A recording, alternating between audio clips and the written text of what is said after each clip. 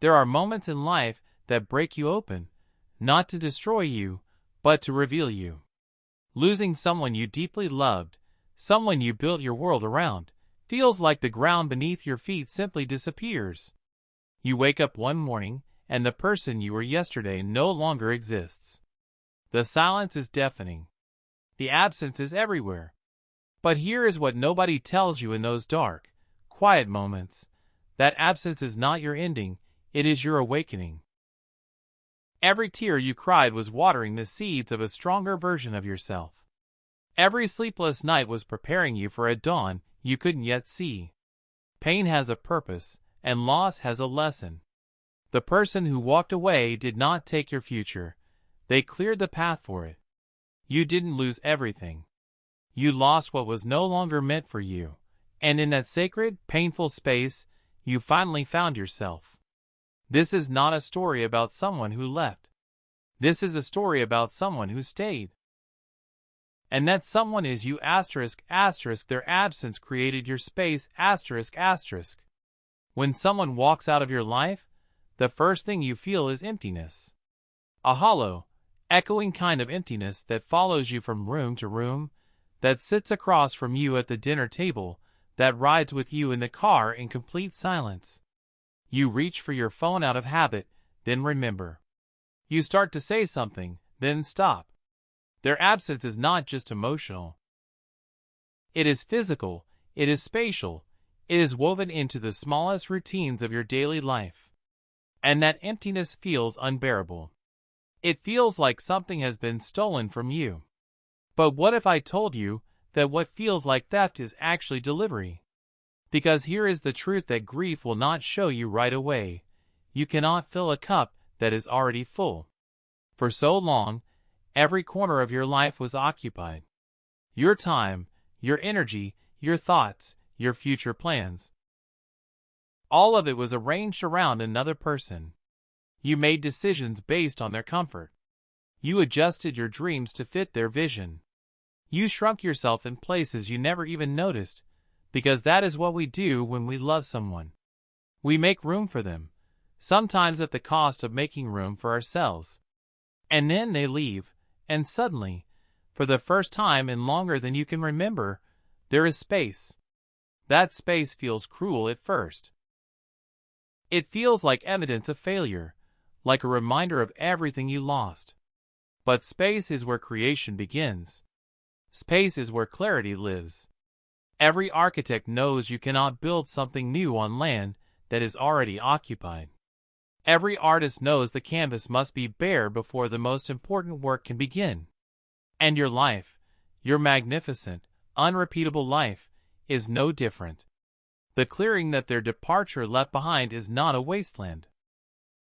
It is the most fertile ground you have ever stood on. Think about what you now have that you did not before. You have mornings that belong entirely to you. You have decisions that no longer require negotiation. You have emotional energy that was once consumed maintaining something that was quietly draining you. You have the freedom to ask yourself, perhaps for the first time with complete honesty, what do I actually want, not what works for someone else, not what keeps the peace, not what fits neatly into someone else's life plan. What do you want? That question, in the presence of real space, becomes the most powerful question you will ever answer. And here is what happens when people finally stop filling that space out of fear and start honoring it out of courage. They begin to remember themselves. Old passions resurface. Forgotten ambitions start whispering again. They reconnect with friends they quietly drifted from, with parts of their personality that had been dimmed, with a sense of humor, a sense of wonder, a sense of self that had been slowly buried under the weight of a relationship that had run its course. The absence does not just create space around you, it creates space within you. And that internal space is where the most important rebuilding of your life will take place. Because you were never meant to spend your entire existence perfectly fitted around someone else's shape. You were never meant to define yourself solely through who you loved or who loved you back. You are a complete, whole, entire human being, and the space that surrounds you right now is not proof of what is missing. It is the open door to everything that is still coming. The emptiness that once terrified you is slowly, quietly transforming into something else entirely. Into possibility, into potential, into the breathtaking realization that your story is far from over. In fact, the most important chapters have not even been written yet, and the pen, identity is rebuilt in silence, There is something deeply uncomfortable about silence, especially the kind that follows the end of something you loved. It is not the peaceful silence of a quiet morning or the gentle stillness of a resting mind. It is the kind of silence that presses against you, that amplifies every thought you were too busy to hear before, that forces you to sit face to face with the one person you have been unconsciously avoiding for years, yourself. Most people cannot tolerate it.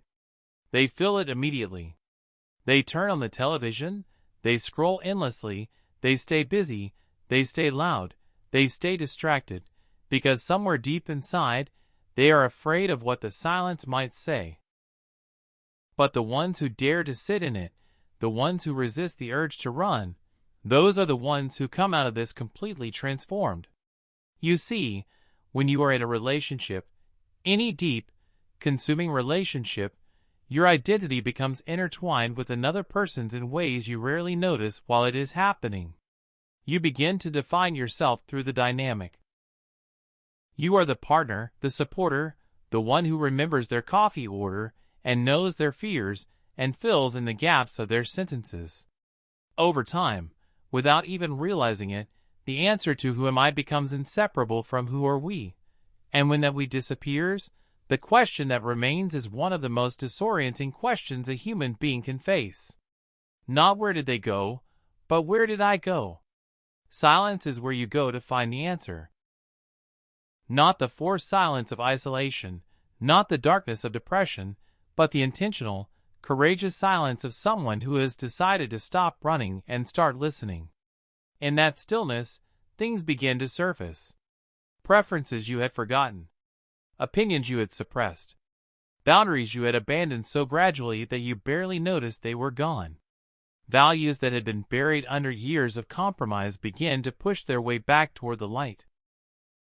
Quietly at first, then with increasing urgency, like a voice that has been waiting patiently for the noise to stop so it could finally be heard. And what you hear, when you truly listen, will surprise you. Because the person who emerges in the silence is not the broken, diminished version of yourself that grief convinced you was all that remained. It is someone older in wisdom, sharper in discernment, clearer in purpose. It is someone who has been tested and has not completely collapsed. Someone who got out of bed on the mornings when staying down would have been so much easier. Someone who kept going, kept breathing, kept moving forward even when every part of them wanted to stop. That person, the one you meet in the silence, is stronger than anyone you have ever been before. This is where identity is not just recovered but rebuilt. And rebuilding is different from recovering, because recovery implies returning to what was. But you are not going back. You are not trying to restore the version of yourself that existed before the loss. That version belonged to a chapter that has already closed. You are constructing something entirely new, with every hard morning, every honest journal entry, every moment you chose presence over distraction and truth over comfort. You are laying a foundation now that is not built on another person's approval, not held together by someone else's love, but rooted deeply and unshakably in your own self-knowledge. Because the greatest discovery that silence offers you is this: you do not need to be witnessed by someone else in order to be real. You do not need to be chosen, validated, or reflected back through another person's eyes in order to have value. Your identity, your worth, your sense of self, none of it was ever supposed to live inside someone else. It was always meant to live inside you. And now that the noise has settled and the space has opened and the silence has done its sacred, uncomfortable work, you are beginning to understand something that loss could never have taught you while you were still holding on. You are beginning to understand that who you are, stripped of everything and everyone, is not less than you imagined. Loss teaches what love could not. There are things you simply cannot learn while you are comfortable.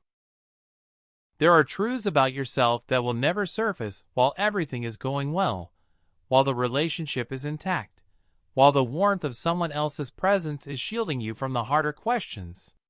Love, in all its beauty, has a way of softening the edges of reality. It wraps you in a kind of warmth that, without you even realizing it, can make you tolerant of things you should have addressed, blind to patterns you should have broken, and patient with situations that were slowly, quietly costing you more than you were ever willing to admit. And so life, in its ruthless wisdom, sends loss, because loss strips every soft edge away and shows you, with absolute clarity, exactly what was real and exactly what was not. Heartbreak is the most brutally honest teacher you will ever have. It does not soften its lessons. It does not wait for a convenient moment. It does not care about your timeline or your comfort or your readiness. It arrives and it instructs, whether you are prepared or not. And the curriculum it delivers is unlike anything you could have learned in the warmth of what you had.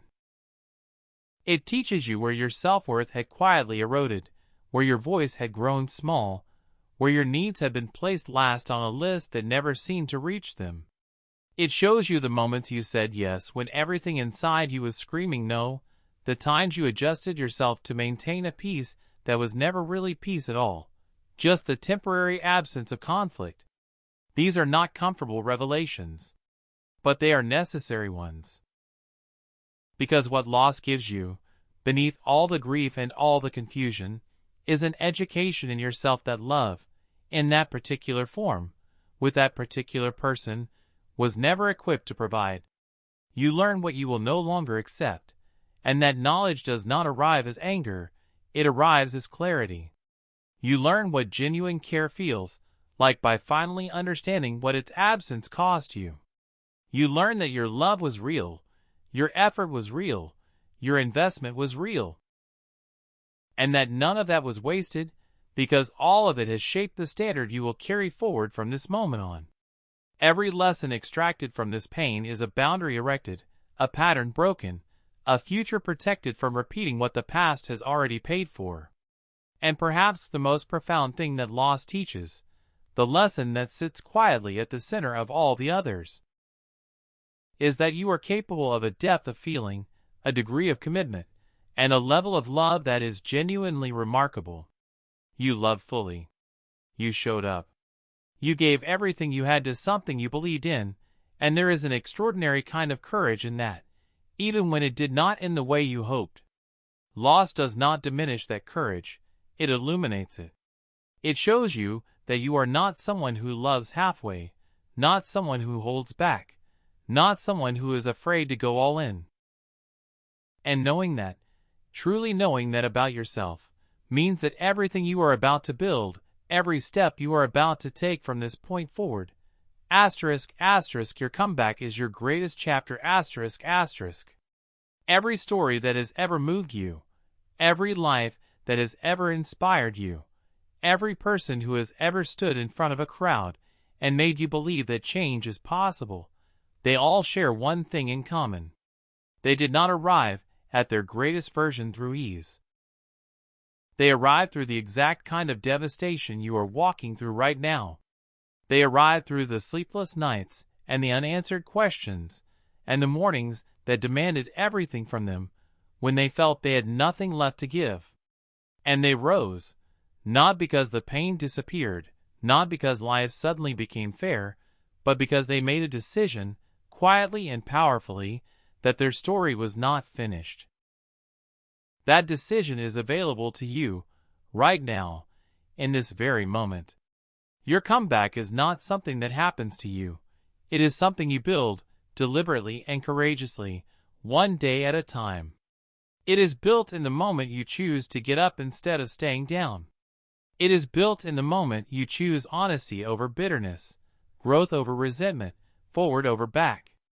Every small act of courage you have shown through this season, every time you kept going when stopping felt easier, has been a brick laid in the foundation of the most powerful chapter your life has ever seen. You are not recovering from this story. You are rising because of it, and the person emerging from this fire is someone the world has not yet seen. So let this be the moment everything shifts. Let this be the moment you look back at the loss, at the silence, at the pain, at every lesson that broke you open, and you say thank you. Thank you for clearing the path. Thank you for revealing my strength. Thank you for teaching me what I could not have learned any other way. Because what you lost was never your destination. It was simply the road that led you here, to yourself, to your purpose, to the extraordinary life that has been waiting patiently on the other side of your greatest pain. Your comeback is not coming. It is already here, and it begins today.